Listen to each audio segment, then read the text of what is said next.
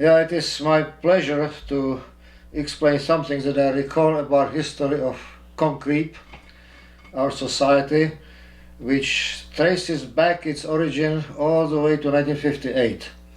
There was a time of a conference which is today labeled as Concreep 1, retroactively. It was just a conference in Munich. It was idea of the great Professor Rüsch in Munich, and at that time I knew nothing about it. I was an undergraduate student, and what I understand, it was a very congenial and nice gathering with Larmit and other people what I heard afterwards. The second conference was also in Munich. I was not there, but I heard a lot about it, and it was different. It was a place of big controversy. We would today call it Concreep 2, 1958. And the controversy was about mechanism of creep, which was at that time very unclear. And Powers came just before the conference with some ideas that has to do with thermodynamics of moisture, of adsorption layers, and published a paper in Real Journal, Bulletin. I was not there, but I remember when Powers came back, because I was at the time in Toronto, and he was a visiting professor in Toronto. Came back, he was totally rejected. He was attacked at the conference by Feldman and Serida, who were fine researchers, but took it too far. They pointed out, they distributed a pamphlet at the conference. I understand everybody very, very critical that his thermodynamics was wrong, that he was using bulk thermodynamics, that it should be really surface thermodynamics. And in a way, the criticism was correct, but way overblown, because the results, if you do it properly, which was done later, a few years later than Northwestern, by surface thermodynamics, are not very different. So he came with the idea that adsorption layers, when they have limited space, that they inhibit, decrease in drying, allow shortening, that they also squeeze water out, and gave some bulk thermodynamic equations which are qualitatively not wrong, quite correct, but Powers was broken. He gave a course in, he just retired at that time from PCA. He was director for about 25 years here in Skokie. And he was so stricken that he decided to get out of the field, which was I regret it very much. I was on his side. He was a great man. He was, I think, the greatest cement physicist of the last century. It is amazing that because of this and some controversies that people orchestrated, he was never elected to National Academy of Engineering. And for this reason, I dedicated my last book to him, actually. So then there was 1968. There was again long pause, and in 1978 Adam Neville organized a conference which he labeled Concreep 3. That was also very interesting. Feldman and Serida were not there, thermodynamics stayed out. It was focused on practical design. Rüsch was there, and I must admit at the time I had a controversy with him, which started in Granada conference of CEB annual meeting in 1976, where he proposed for CEB a creep law based on so-called improved Dischinger with Larmit, which would have been good 10 years before, but it was clear at the time for experimental evidence it was not valid.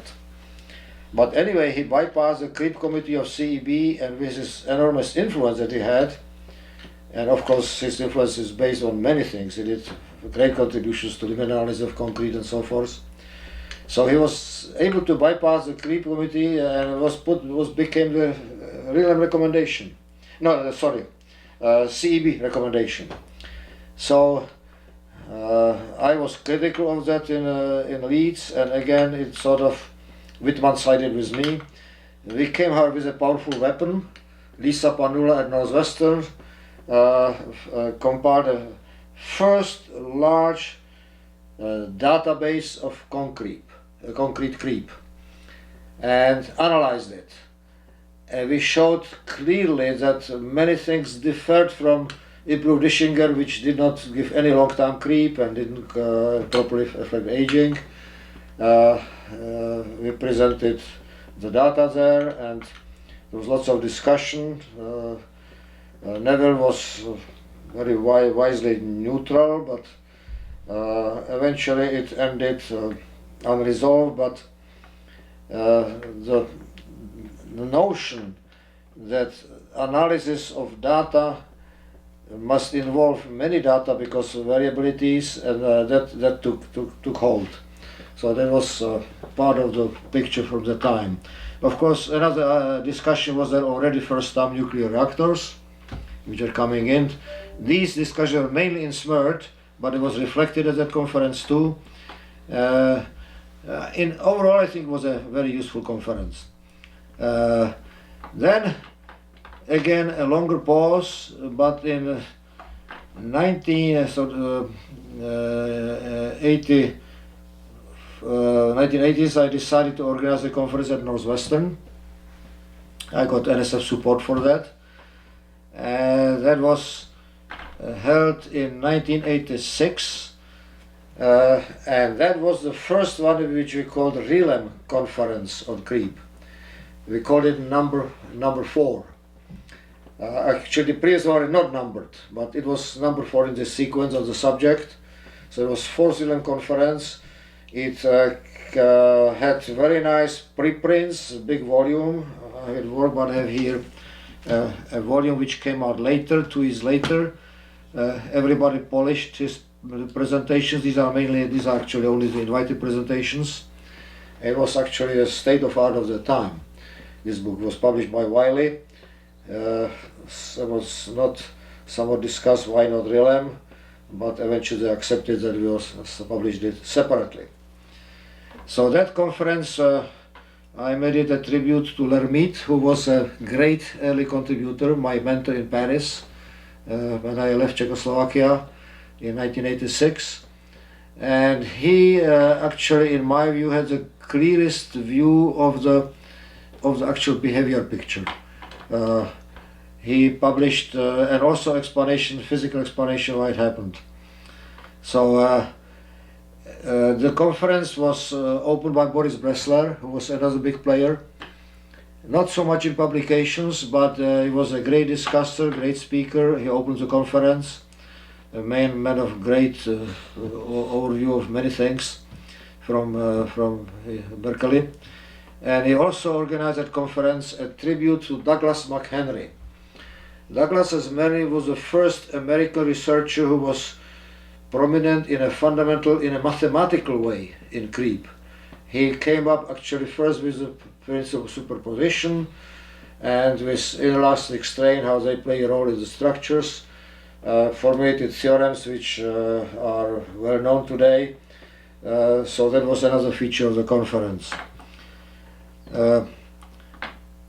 All right, so then there was a pause, and Ignacio Carroll came to Northwestern. He stayed for a year, I think for 2 years. We worked on creep, and we decided to organize a conference, and we agreed to organize it in Barcelona, UPC, Barcelona, in 1993. So that's actually we organized a conference mainly when we were skiing in Whistler. We solicited lots of papers. We had, hundreds of papers. We had to organize a program without computers. We were in a hotel in Mount Whistler, and I remember we were creeping over the hallways in the morning before people got up and spread all the papers on the floor of the hallways. And then we moved them on the floor, and in 3 hours we had the program, divided into sessions without computers. And then, of course, we talked also, there should be some name, and it was Carroll who proposed that it should be Concreep and took hold. But it was not a society yet, the conference series. So since that time, we called it Concreep Conference Series.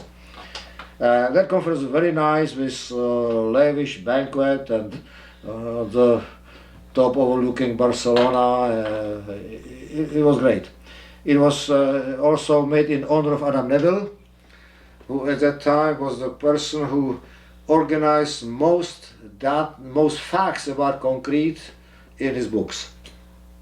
Not without mathematical models that was out of reach at that time, but that was the main source of knowledge.